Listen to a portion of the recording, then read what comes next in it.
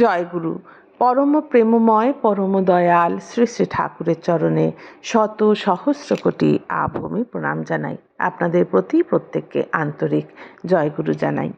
আজকের আলোচনার বিষয়বস্তু হলো মানব জীবনের প্রকৃত উদ্দেশ্য কী, এই সম্বন্ধে ভগবান শ্রীকৃষ্ণ গীতায় কি বলেছেন, এটি হচ্ছে আজকের আলোচনার আলোচ্য বিষয়।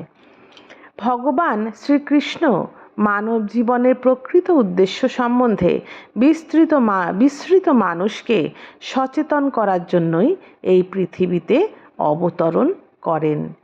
তা সত্ত্বেও হাজার হাজার মানুষের মধ্যে কোনো ভাগ্যবান ব্যক্তি কেবল ভগবত তত্ত্ব পূর্ণরূপে উপলব্ধি করে নিজের প্রকৃত স্বরূপ সম্বন্ধে অবগত হন। আর এমন মানুষের জন্যই ভগবান ভগবদ্গীতা শুনিয়েছেন।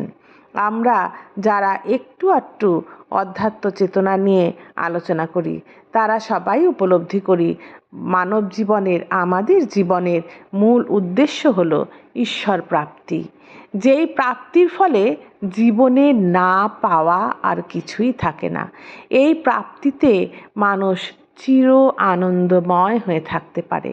ব্যবহারিক জীবনে, বাহ্যিক জীবনে যতই দুঃখ কষ্ট আসুক, যারা ঈশ্বর নিয়ে চলেন, তার নাম ধ্যান, তার গুণকীর্তন করে আনন্দ পান, তারা শত জ্বালা যন্ত্রণার মধ্যেও ওই আনন্দটুকু লাভ করতে পারেন এবং জীবনের পরম উদ্দেশ্যের দিকে তারা যেতে পারেন।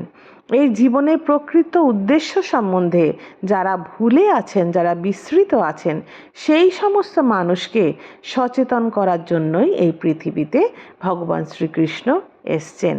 কিন্তু হাজার হাজার মানুষের মধ্যে মাত্র কোনো ভাগ্যবান ব্যক্তি ভগবত তত্ত্ব সম্পূর্ণরূপে উপলব্ধি করে নিজের প্রকৃত স্বরূপ সম্বন্ধে অবগত হন।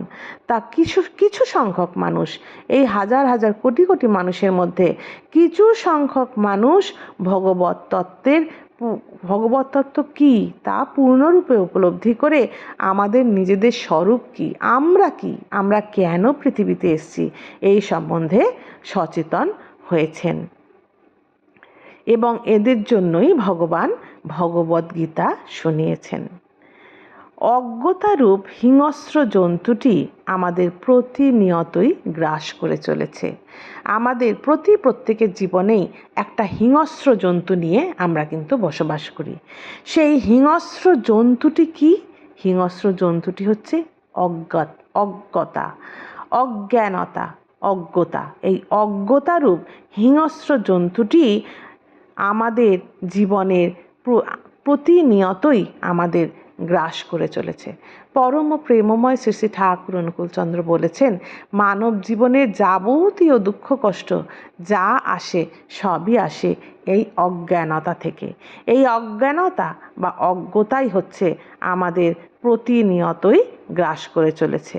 কিন্তু জীবের প্রতি, বিশেষ করে মানুষের প্রতি ভগবানের করুণা অপার। তাই তিনি তার বন্ধু অর্জুনকে শিক্ষার্থী রূপে গ্রহণ করে ভগবদ্গীতার মাধ্যমে মানুষকে ভগবত তত্ত্ব দান করে গেছেন। অর্জুন ছিলেন শ্রীকৃষ্ণের সহচর, তাই তিনি ছিলেন সমস্ত অজ্ঞতার অতীত। অর্জুনের কিন্তু কোনো অজ্ঞতা ছিল না, সমস্ত অজ্ঞতার অতীত ছিলেন অর্জুন।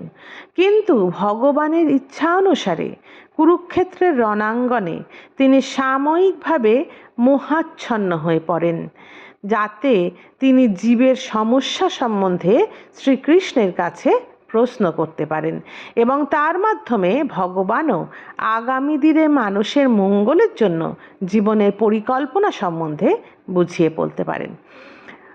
ভগবানের সহচর অর্জুন ছিলেন অজ্ঞতার অতীত, তার মধ্যে কোনো অজ্ঞতা বা অজ্ঞানতা ছিল না। কিন্তু ভগবানের ইচ্ছা অনুসারেই কুরুক্ষেত্রের রণাঙ্গনে তিনি সাময়িকভাবে মোহাচ্ছন্ন হয়ে পড়েন। কুরুক্ষেত্রের রণাঙ্গনে তিনি সাময়িকভাবে অল্প কিছুক্ষণের জন্য মোহে আচ্ছন্ন হয়ে পড়েন। তার কাছে তখন অজ্ঞানতা এসছিল।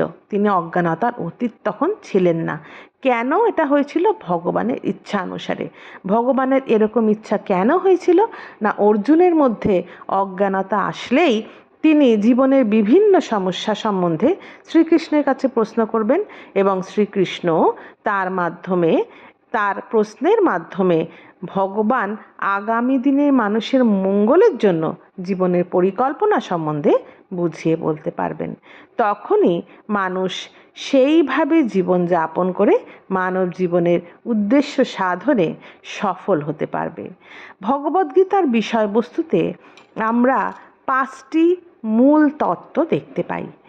সর্বপ্রথম তত্ত্ব কি? না, সর্বপ্রথমে ভগবানের স্বরূপ বর্ণনা করা হয়েছে এখানে। তারপরে জীবের স্বরূপ ব্যাখ্যা করা হয়েছে। তাহলে সর্বপ্রথমে কি হয়েছে? ভগবানের স্বরূপ বর্ণনা হয়েছে, তারপরে হয়েছে জীবের স্বরূপ ব্যাখ্যা করা হয়েছে। ঈশ্বর আছেন এবং তিনিই সব কিছু নিয়ন্ত্রণ করছেন, আর জীব প্রতিনিয়তই তার দ্বারা নিয়ন্ত্রিত হচ্ছে। ঈশ্বর আছেন এ বিষয়ে কোনো সন্দেহ নেই এবং সব কিছু তিনিই নিয়ন্ত্রণ করছেন, আর জীব প্রতিনিয়তই তার দ্বারা নিয়ন্ত্রিত হচ্ছে। কেউ যদি বলে যে সে কারোর দ্বারা নিয়ন্ত্রিত হচ্ছে না, সে মুক্ত, তাহলে বুঝতে হবে সে উন্মাদ। জীব সর্বদাই, বিশেষ করে সর্বতোভাবে ভগবানের দ্বারা নিয়ন্ত্রিত। তাই ভগবদ্গীতার পরম নিয়ন্তা ঈশ্বর এবং সর্বদা নিয়ন্ত্রিত জীবের বিষয়বস্তু নিয়েই তিনি আলোচনা করেছেন ভগবদ্গীতায়। কেউ কেউ হয়তো ভাবেন যে আমি ভগবান মানি না, আমি কারুর নিয়ন্ত্রণে চলি না, আমি মুক্ত, আমি স্বাধীন। কিন্তু সেরকম বলা অর্থহীন। কেননা জীবনের অনেক ক্ষেত্রে অনেকেই দেখবেন নিজের ইচ্ছানুসারে অনেক কাজই হয় না। যেটি ভগবানের ইচ্ছা সেটিই কিন্তু আমরা জীবনে লাভ করতে পারি। সেই জন্য বলে, যে জন কৃষ্ণ ভজে সে জন বড় চতুর। নিজের ইচ্ছা না রাখাই ভালো। ভগবানের ইচ্ছাধীন হয়ে চললে আমরা সহজেই মঙ্গলের অধিকারী হতে পারি। তাই ভগবানের ইচ্ছা মেনে তার ইচ্ছা জীবনে প্রতিফলিত করে জীবন পথে চলাই আমাদের উদ্দেশ্য। তাহলে গীতার 5টি মূল বিষয়ের মধ্যে প্রথম তত্ত্বই হচ্ছে ভগবানের স্বরূপ বর্ণনা। তারপর এখানে কি বলা হয়েছে? তারপর গীতায় বলা হয়েছে জীবের স্বরূপ। তাহলে ভগবানের স্বরূপ বর্ণনা হয়েছে, জীবের স্বরূপ বর্ণনা হয়েছে। এই হলো 2টি মূল তত্ত্ব। এছাড়াও আছে 3টি তত্ত্ব। এছাড়াও কি আছে 3টি তত্ত্ব? এছাড়াও আছে প্রকৃতি, কাল এবং কর্ম। আরও 3টি তত্ত্ব হচ্ছে প্রকৃতি, কাল এবং কর্ম। প্রকৃতি মানে জড় প্রকৃতি। কাল হচ্ছে সমগ্র ব্রহ্মাণ্ডের স্থিতিকাল বা প্রকাশিত জড় প্রকৃতির স্থিতিকাল। কাল মানে সবাই আমরা জানি। প্রথমটা হলো, আরও 3টির মধ্যে প্রথমটা হচ্ছে প্রকৃতি, যেটি নাকি জড় প্রকৃতি। তারপরে হচ্ছে কাল মানে সময়। কিসের সময়? সমগ্র ব্রহ্মাণ্ডের স্থিতিকাল বা প্রকাশিত জড় প্রকৃতির স্থিতিকাল। এবং লাস্টেরটি হচ্ছে কর্ম মানে কার্যকলাপ। এই 5টি মূল বিষয় নিয়ে গীতাতে আলোচনা করা হয়েছে।